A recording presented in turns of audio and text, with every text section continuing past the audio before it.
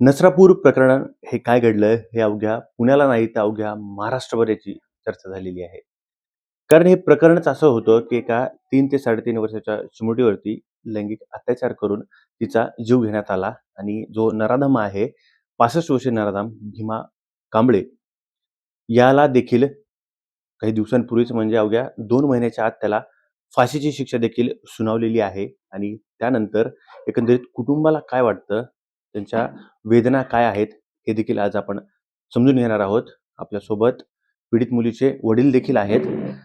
Sir सर्वप्रथम थोडक्यात आपलं खूप स्वागत आहे आणि सर एकंदरीत हे जे प्रकार घडलेला आहे, यानंतर त्या नराधमाला फाशीची शिक्षा देखील सुनावलेली आहे. याकडे तुम्ही कसं पाहता आणि काय भावना आहेत? अ, नक्कीच आमच्यासाठी हा समाधानकारक निकाल आहे. पण जसं मी मागच्या सुद्धा बऱ्याच ह्याच्यामध्ये बोललो, की खरं समाधान आमच्या आई-वडिलांचं तेव्हाच होईल, की जेव्हा प्रत्यक्षात त्याला फाशी दिली जाईल किंवा या शिक्षेची अंमलबजावणी होईल. तेव्हा आम्हाला खरं एक समाधान लाभेल. आणि आम्ही याकडे या नजरेने पाहतोय, की ही ऐतिहासिक केस ठरलेली आहे. जर आपण न्यायव्यवस्थेवरती विश्वास ठेवला, प्रशासनावरती, आपल्या पोलीस बांधवांवरती विश्वास ठेवला, तर नक्कीच आणि आपण त्यांची साथ दिली, तर नक्कीच आपल्याला हा रिझल्ट आपल्यापर्यंत येऊ शकतो. त्यामुळे त्यांचे माझे मनापासून आभार आहेत नक्कीच. सर आपण जर पाहिलं तर आज देखील म्हणजे ज्यावेळी ही घटना घडली होती, मी देखील त्यावेळेस फील्डवरच होतो. मी आजही जी घटना जर उल्लेख केला, तर आजही माझ्याही डोळ्यात तेवढेच अश्रू येतात. सर तुम्हाला याची उणीव म्हणजे कशी भासते अजून अजून देखील त्या चिमुरडीची देखील तुम्हाला देखील कशाप्रकारे रोज आठवण येते? आम्ही तर त्या मुलीचे आई-वडीलच आहोत. त्यामुळे आमचे अत्यंत वेदनादायी दिवस गेले. आमच्या रात्री आम्ही कशा गेलो अजूनसुद्धा आमच्या रात्री आम्हाला रात्री झोप येत नाही. पण बऱ्याच समाज बांधवांनी साथ दिली. माझे जे महत्त्वाचं मेन्शन करायचं म्हटलं तर माझे मित्र आहेत, माझा मित्र परिवार आहे. हिच्या मैत्रिणी आहेत. या सगळ्यांनी आम्हाला यातून बाहेर पडण्यासाठी बरीच साथ दिली. त्यामुळे आत्ता आम्ही त्यातून थोडंसं बाहेर येऊन आम्ही हा लढा लढू शकलो. तर यामध्ये आपण जर पाहिलं तर या प्रकरण ज्यांनी हाताळलं ते आहेत ग्रामीण पोलीस अधीक्षक दलाचे संदीप सिंह गिल यांनी देखील याचा तपास खूप जलद गतीने लावलेला आहे. त्यांच्याबाबत तुम्ही काय सांगाल? संदीप सरांना तर हॅट्स ऑफच आहे. त्यांनी खूप चांगल्या प्रकारे याच्यावरती काम केलं. अ, आम्ही दिवस-रात्र पूर्ण ते आणि त्यांची team, investigation officer Vijaymala Pawar त्यांची टीम. आम्ही स्वतः डोळ्यांनी पाहिलंय, की ते दिवस-रात्र कष्ट करत होते या केसवरती आणि त्यांनी पण इतिहासच रचलाय, की त्यांनी अवघ्या 15 दिवसात चार्जशीट तयार केली आणि ती पण 1100 पानांची. तर हे सहज शक्य नव्हतं. पण त्यांनी एक आपली मुलगी समजून हे सगळं केलेलं आहे. त्यामुळे आयुष्यभर आम्ही दोघंही त्यांचे ऋणी राहू कायम. सर आपण जर पाहिलं तर एकंदरीत आता ज्यावेळी ही घटना घडली आणि ज्यावेळेस तुम्हाला ही घटना कळाली, त्यावेळेस सर काय भावना होत्या आणि त्यावेळेस काय तुम्हाला म्हणजे काय चालत होतं त्यावेळेस तुमच्याकडे? जेव्हा आम्ही घटनास्थळी पोहोचलो तेव्हा आम्हाला काही लोकांनी या घटनेबाबत माहिती दिली. तेव्हा आम्ही पूर्ण शॉक होतो. म्हणजे आम्हाला पहिले 3-4 तास तर आम्हाला काही कळालंच नाही. अ, काय झालंय नक्की किंवा काय? तर एकदमच आम्ही शॉक होतो. ही तर पूर्ण बेशुद्ध अवस्थेतच होती. मग त्यानंतर एक 3-4 तासानंतर काही गोष्टी आम्हाला लक्षात आल्या. मग त्यानंतर मग आमची पुढची प्रोसेस चालू झाली. बरं. सर एकंदरीत आता आपण जर पाहिलं तर तुम्ही न्यायालयामध्ये देखील तुम्ही जेवढ्या सुनावण्या झाल्या त्यावेळेस देखील तुम्ही प्रेझेंट होता. कुठला कठीण काळ होता सर, की न्यायालयामध्ये तुम्ही जाते वेळेस तुम्हाला खूप त्रास होत होता? तसे सगळेच दिवस कठीण होते. पण सर्वात कठीण काळ जेव्हा त्या आरोपीला प्रत्यक्ष पाहिलं किंवा समोर हजर केलं, तेव्हा संयम राखणं, तेव्हा धैर्य राखणं, एक बाप म्हणून धैर्य राखणं, हा काळ सर्वात कठीण होता. पण तो मला न्यायव्यवस्थेवरती विश्वास ठेवून तो संयम पाळावा लागला. आणि दुसरी गोष्ट म्हणजे दररोजच्या दररोज ती सुनावणी, परत ते रिपिटेशन होणं, परत दररोजच्या दररोज ते ऐकणं. ज्या गोष्टी माहीत नाहीयेत, त्या गोष्टीसुद्धा माहीत होणं, हे सर्वात एक बाप म्हणून कठीण काळ होता माझ्यासाठी कोर्टातला. सर या ठिकाणी आपण जर पाहिलं तर पोलीस प्रशासन असेल, फॉरेन्सिक टीम त्यांची असतील, लीगल टीम असेल आणि त्यातल्या त्यात पुणे असेल किंवा अवघ्या महाराष्ट्रातील जे नागरिक असतील, त्यांनी आपल्या मुलीसारखं या प्रकरणाला पाठिंबा दिला, रोष व्यक्त केला. आपण जर पाहिलं तर ज्या दिवशी हे प्रकरण घडलं होतं, त्या दिवशी अवघा पुणे टू बंगलोर पूर्ण हायवे जाम देखील करण्यात आलेला होता. सर याकडे आपण कसं पाहता? अगदी खरं सांगायचं तर आम्ही दोघं आई-वडील काहीच करू शकलो नसतो. पण अ, जी आमच्या समाज बांधवांची किंवा एक भारतीय नागरिक म्हणून सगळ्यांनी आपल्या घरची मुलगी म्हणून या केसकडे पाहिलं आणि आमची साथ दिली. त्यामुळे हे प्रकरण पहिल्यापासूनच अख्ख्या महाराष्ट्राची एक आपली मुलगी असल्यासारखं सगळ्यांनी या प्रकरणाकडे लक्ष दिलं. आणि त्यानंतर आम्ही दोघांनीही ठरवलं होतं, की आता मागे हटायचं नाही. आपल्याला लढा लढायचा आहे. त्यामुळे आम्ही दोघंही पहिल्यापासूनच फ्रंटला येत होतो. आम्ही लढायची तयारी दाखवली. त्यामुळे महाराष्ट्राला कळलं, की आपल्याला नक्की कोणाची साथ द्यायची. त्यामुळे ते पूर्ण आमच्या पाठीशी होते. मूकमोर्चा पण 10 तारखेला निघाला, 10 मेला. त्यावेळेस पण 3-4 हजार पब्लिक आमच्या या मूकमोर्चाला आले होते. त्यामुळे सगळ्या भारतीय नागरिकांचा, समाज बांधवांचा साथ मिळाला. त्यामुळे हा रिझल्ट आपल्याला मिळाला. आपण जर पाहिलं तर या प्रकरणामध्ये मीडिया असेल, नागरिक असतील यांनी हा मुद्दा उचलून धरला आणि मुख्य म्हणजे सर अशा प्रकरणामध्ये ज्यावेळी पीडित कुटुंबीय असतात, हे मात्र समोर येत नाही. मात्र तुम्ही देखील ते धाडस दाखवलेलं आहे. एकंदरीत समाजाला तुम्ही काय सांगू इच्छिता? समाजाला मी हेच सांगू इच्छितो, की अ, गुन्हेगाराने खरं लपलं पाहिजे. पीडित कुटुंबियांनी लपून त्याचा काहीच अर्थ नाहीये. पीडित कुटुंबियांनी उलट पुढे येऊन लढलं पाहिजे. तरच ही गुन्हेगारी कुठेतरी थांबू शकते आणि या गुन्हेगारांना कुठेतरी आळा बसू शकतो. बरोबर.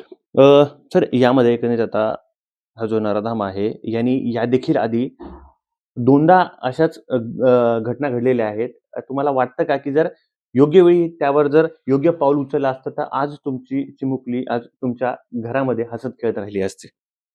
एक नक्कीच आई-वडील म्हणून वाटतं, की बाबा त्याच्या पहिल्याच गुन्ह्यांमध्ये जर त्याला योग्य ती शिक्षा मिळाली असती, तर आज आमची मुलगी आमच्यासोबत खेळत असली असती. त्यामुळे असं पण वाटतं, की सरकारने किंवा प्रशासनाने अ, अशा लोकांना बेलवरती बाहेर न सोडता किंवा पॅरोलवरती बाहेर न सोडता यांना कठोरातली कठोर त्याच वेळी शिक्षा द्यावी म्हणजे पुढचे गुन्हे असे घडणार नाहीत.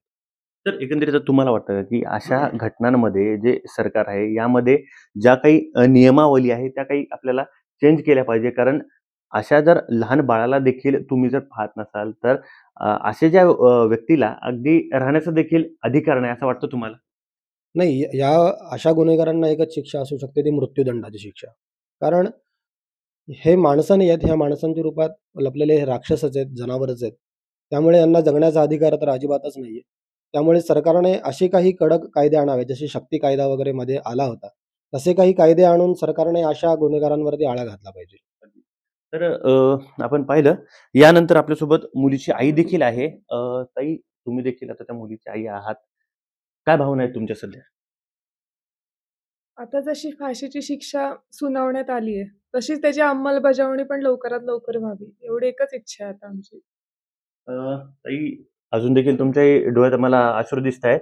एकंदरीत त्यावेळेस ताई जो प्रकार घडलेला होता, त्यावेळेस तुम्ही स्वतःला सावरलं? आम्हाला ते कळल्यानंतर म्हणजे मी तर बेशुद्धच होते. आम्हाला फक्त मुलीला बघायचं होतं आमच्या. पण आम्हाला ते बघू देत नव्हतं कोणी. आणि 2 तारखेपर्यंत माझं तरी हेच होतं, की मला एकदा बघू द्यात माझ्या बाळाला. 2 तारखेला आम्ही संध्याकाळी आमचं बाळ जेव्हा घरी आलं तेव्हा आम्ही बघितली. तोपर्यंत खूप प्रश्न होते, की कोण माणूस आहे? काय झालंय? का केलंय? काही माहीत नव्हतं आम्हाला. अ, ताई जर बघितलं तर या प्रकार म्हणजे या घटनेमधून तुम्ही आता कसं सावरलात आणि तो जो कृत्य करणारा जो राक्षस आहे, त्याला देखील न्यायालयाने फाशीची शिक्षा ठोठावलेली आहे. याकडे तुम्ही कसं पाहता? या 2 महिन्यात आता नंतर आम्हाला थोडं सावरण्याशिवाय पर्याय नव्हता. कारण आम्हाला लढणं भाग होतं. कारण आमच्या मुलीला न्याय मिळवून द्यायला आम्हालाच पुढे येणं गरजेचं होतं. त्यामुळे आता न्यायालयाने शिक्षा सुनावली आहे. तर आता जेव्हा त्याची अंमलबजावणी होईल तेव्हा आमची मुलगी परत येणार नाही. पण कमीत कमी बाकीचे जे करण्याचा विचार करतात अशी कृत्य, त्यांना तरी हे कळेल, हां. की आळा बसेल. तर एकंदरीत अशा प्रकरण हे जे घडल्याच्या नंतर जे पीडित कुटुंबीय आहेत, त्यांना तुम्ही काय सांगाल, की एक आई म्हणून काय सल्ला द्याल? मी आई म्हणून हेच सांगेन, की हे असे जे नराधम आहेत, ते लहान मुली बघत नाहीयेत आणि त्यांच्यासाठी आता लहान मुली म्हणजे ईझी टार्गेट झाल्यात. कारण त्या प्रतिकार करू शकत नाहीत. तर मग आपण मागे नाही राहिलं पाहिजे. कारण समाज हा प्रत्येक म्हणजे आम्ही जसं पुढे आलो, तर आम्हाला काही समाजाने कायम सपोर्टच केलाय. तर आपण जर पुढे आलो तर आपण नक्कीच आपल्या मुलींना न्याय मिळवून देऊ शकतो. तुम्हाला एक प्रश्न घेतो ताई, की अशी कुठली तुमची एक आठवण आहे, जी आजही तुम्हाला रोज झोपू देत नाही, रोज तुम्हाला तिची आठवण येते? तसं आता जन्मापासून प्रत्येकाच्या आठवणी असतात. पण जसं आता शाळेतून आल्यावर किंवा ती डे केअरला जायची, तर ती दुपारी आल्यावरती आल्या-आल्या आम्हाला बिलगायची, मिठी मारायची. तर आम्हाला असं रात्रीचं असं वाटतं, की ती पळत येईल किंवा मिठी मारेल, आई, बाबा हाक मारेल. तिची मोठी बहीण आहे. मग ते खेळण्याचा आवाज, हसण्याचा आवाज, ते सगळं आम्हाला अजूनही असं जाणवतं, की ती आहे म्हणून किंवा येईल असं. अ, आपल्याला माहिती आहे, की एखादं बाळ ज्यावेळेस येण्याच्या आधी आईच्या पोटात देखील 9 महिने असतं आणि त्याचा देखील स्पर्श असेल, त्याच्या देखील भावना ज्या असतील त्या आईला असतात. एक शेवटचा प्रश्न ताई तुम्हाला घेतो, की एकंदरीत आता तुम्ही देखील कोर्टामध्ये वेळोवेळी गेलेले आहात, ज्यावेळेस या सुनावण्या होत्या. ताई, ज्यावेळेस कोर्टात गेलात तुम्ही, तुम्हाला काय भावना होत्या आणि कुठला तुमचा कठीण आत्तापर्यंतचा प्रसंग होता? काय सांगाल? सगळ्यात कठीण प्रसंग म्हणजे जेव्हा माझी साक्ष होती आणि जेव्हा ते सगळं सांगायचं होतं आणि त्यांनी जेव्हा सगळे ते दाखवले पुरावे, कपडे दाखवले, त्यावेळेस मग थोडं हे झालं आमचं, खचून गेलो. अ, सर, आता यापुढचा आपला काय प्रवास असणार आहे? कशाप्रकारे आता तुम्ही देखील पुढे येणार आहात? त्याबाबत काय सांगाल? यापुढचा प्रवास या घटनेतून आम्ही जेवढा काही अनुभव घेतला आहे किंवा या घटनेतून जे काही आम्हाला शिकायला मिळालेलं आहे, त्याच्या अनुषंगाने आणि आमच्या मुलीच्या अ, या सगळ्या वाईट स्मृती स्मरणात ठेवण्यापेक्षा यासाठी काहीतरी चांगलं कार्य करावं किंवा तिच्या चांगल्या स्मृती जपाव्यात, यासाठी आम्ही एक वेदवती फाउंडेशन नावाची एक संस्था आम्ही रजिस्टर करतोय आणि त्यातून पुढे समाजकार्य, बालसुरक्षा किंवा जे अनाथ मुलं आहेत त्यांच्यासाठी शिष्यवृत्ती आहे किंवा एखाद्या गरजू विद्यार्थ्यांचा वर्षभराचा शैक्षणिक खर्च आहे. असे काही उपक्रम आम्ही आमच्या वेदवतीच्या स्मृतीतून आम्ही राबवणार आहोत. तर अगदीच आपण पाहिलं, तर नेमका ज्यावेळी हा प्रसंग घडलेला होता, अगदीच त्यांचे आई-वडील नाही, तर अवघा महाराष्ट्र देखील रडत होता आणि ज्यावेळेस हे प्रकरण संपूर्ण झालं आणि ज्यावेळेस पोलीस अधीक्षक संदीप गिल देखील ही जी घटना सांगत होते, त्यावेळेस ते देखील बोलत होते आणि आज देखील मी पण हे प्रकरण ज्यावेळेस हाताळत होतो, मला देखील आता माझा देखील खूप कंठ दाटून आला. कारण ह्या जी घटना घडली होती, त्यावेळेस मी पण ह्याचा साक्षीने म्हणजे माझ्यासमोर डोळ्यापुढे एक घटना घडलेली आहे. आता ऐकून मला म्हणजे राहवत नाहीये आणि हॅट्स ऑफ की संदीप सिंह गिल यांनी अवघ्या 2 महिन्यामध्ये ह्या प्रकरणाचा छडा लावला आणि यामध्ये जो आरोपी आहे, याला फाशीची शिक्षा देखील ठोठावलेली आहे आणि आता या प्रकरणामध्ये आता हा जो आरोपी आहे, याला आता फाशी कधी होणार यानंतर परिवाराला आहे, ती जी एकंदरीत एक इतिहास घडलेला आहे आणि फास्ट ट्रॅक कोर्टामध्ये अवघ्या 2 महिन्यामध्ये ह्या प्रकरणाचा छडा लावलेला आहे आणि संपूर्ण या प्रकरणामध्ये पुणेकर असतील, अवघा महाराष्ट्र असेल, या ठिकाणी लीगल टीम असेल, पोलीस अधिकारी असतील, तपास अधिकारी असतील आणि याच्या ज्या आयो होत्या, ज्या वनमाला पवार मॅडम यांनी विजयमाला पवार होत्या. त्यांनी देखील या इन्व्हेस्टिगेशनमध्ये एक मोलाचा वाटा त्यांनी घेतलेला आहे. हे जे पीडित आई-वडील आहेत, यांना देखील त्यांनी जिवंतपणे नाही, पण नंतर तरी त्या मुलीला त्यांनी या ठिकाणाहून एक संदेश समाजाला देण्याचा प्रयत्न केलेला आहे, की जर अशा गोष्टी जर घडल्या, तर तुम्ही पालक म्हणून जर समोर आलात, तर याचा एक नवीन म्हणजेच एक इतिहास देखील घडू शकतो आणि देखील या पीडित कुटुंबाने देखील सांगितलं, की अशा घटना घडल्याच्या नंतर पालकांनी पाठीमागे न थांबता समोर आलं पाहिजे, जेणेकरून या प्रकरणामध्ये एक नवीन देखील इतिहास रचू शकतो. आणि मुख्य म्हणजे त्यांनी देखील सांगितलेलं आहे, की याच्यानंतर त्यांनी वेदवती फाउंडेशन देखील त्यांनी करणार आहेत एकंदरीत या सर्व प्रकरणावरती. आता नेमकं हा जो नराधम आहे, याला आता फाशी कधी ठोठावणार हे देखील पाहणं आता महत्त्वाचं ठरणार आहे. थोडक्यातसाठी अमित मुंडे, पुणे.